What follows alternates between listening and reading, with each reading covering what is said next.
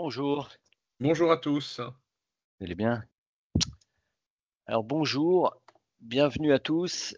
Eh bien, dans notre formation express, de ce matin sur, eh bien, nouveauté, hein, un avatar de formateur en compagnie, de Jean-Marc Defetti.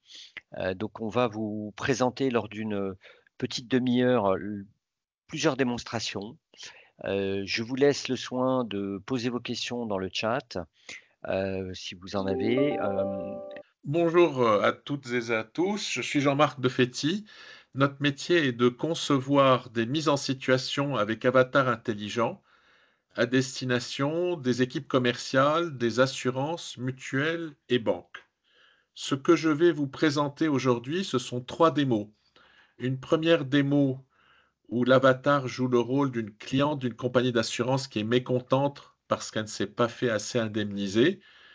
Et l'apprenant joue le rôle d'un commercial d'une compagnie d'assurance qui doit la convaincre de rester fidèle à cette même compagnie.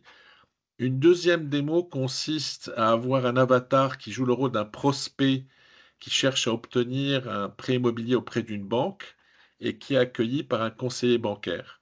Une troisième démo qui s'enchaînera montrera comment notre plateforme intègre les mises en situation.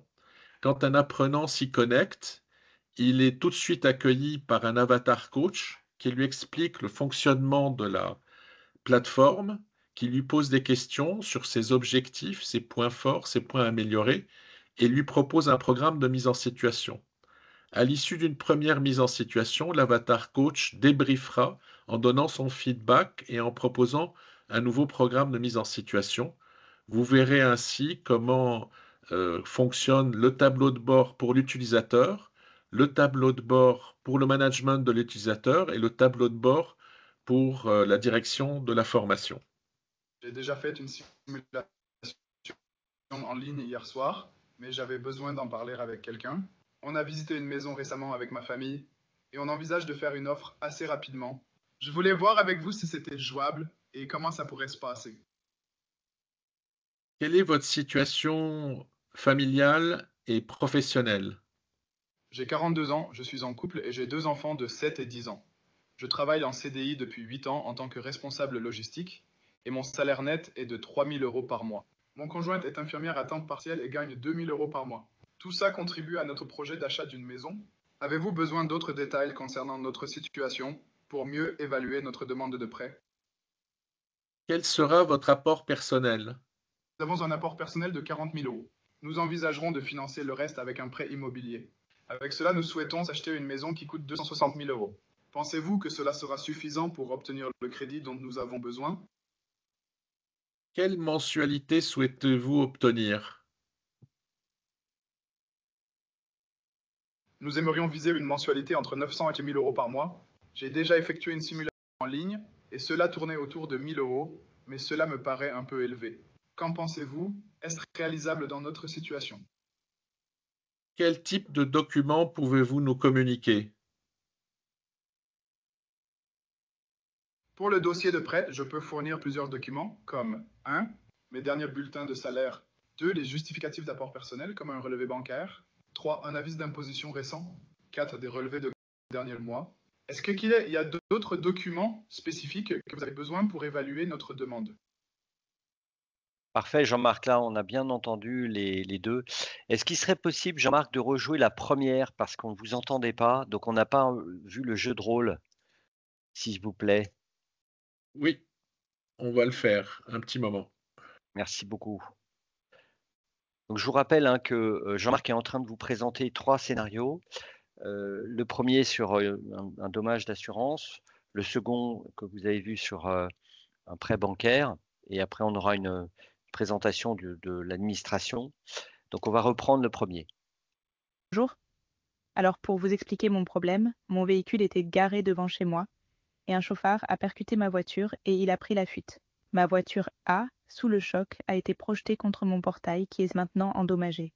Mon assureur, le bon voisin, a pris en charge les dommages sur la voiture parce que je suis assurée tout risque. Mais on refuse de me rembourser le portail au motif que la responsabilité civile ne s'applique pas étant donné que le portail m'appartient. Je ne comprends pas cette logique. Si ça avait été le portail du voisin, il aurait été indemnisé. Franchement, après 10 ans de fidélité avec toutes les assurances que je paye chez vous, je trouve ça aberrant. Je veux qu'on trouve une solution et je veux être sûre que je n'aurai pas de malus non plus. Quel montant souhaitez-vous que nous vous indemnisions?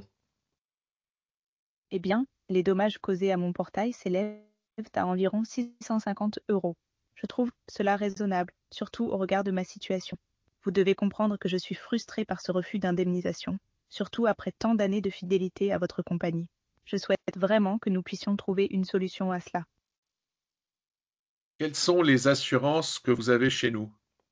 Je suis assurée chez Le Bon Voisin pour plusieurs contrats, notamment assurance automobile, responsabilité civile, professionnelle, médicale, prévoyance, complémentaire, santé, assurance vie.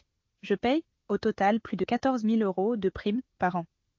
Je pense que cela devrait être pris en compte dans cette situation. J'aimerais comprendre pourquoi, malgré ma fidélité et ces contrats, je ne peux pas être indemnisée pour les dommages de mon portail. Et si je vous proposais de vous indemniser pour la moitié du montant que vous demandez? Je comprends que vous essayez de trouver une solution, mais cela ne me semble pas juste.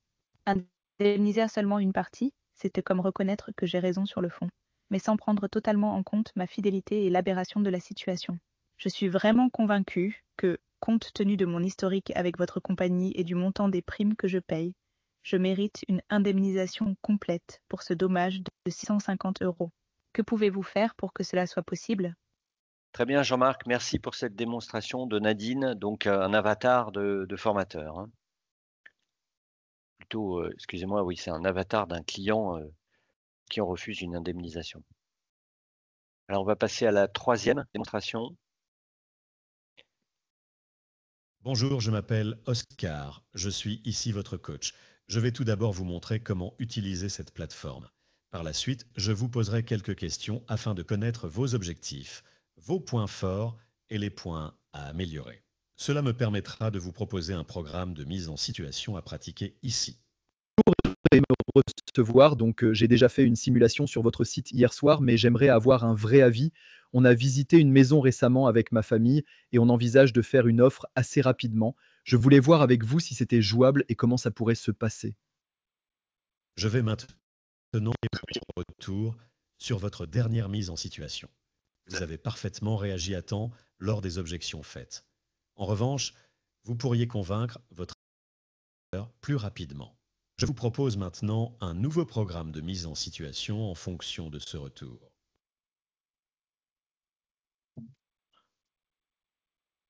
Donc voilà l'analyse faite par Oscar de la mise en situation. Il y a une analyse générale, l'analyse des points forts, les axes d'amélioration et ses conseils.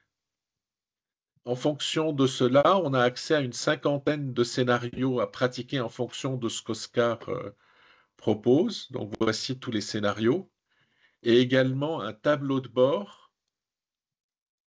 pour l'utilisateur où on a toute une série d'indicateurs sur l'utilisation des mises en situation, les temps consacrés, la progression et l'enregistrement des mises en situation qu'on peut réécouter ou revoir pour analyser soi-même aussi, entre guillemets, sa performance. Alors, ça, c'est le tableau de bord pour l'utilisateur. En fonction de l'identité de l'utilisateur, on peut être le manager de cet utilisateur ou bien la direction de la formation. Donc, le management a accès également à un tableau de bord pour regarder comment l'équipe utilise et performe sur cette plateforme. Donc, voici par exemple ici 4 membres de l'équipe du manager qui suit les performances, les forces et les faiblesses de son équipe et qui a accès à des actions recommandées dans ce domaine.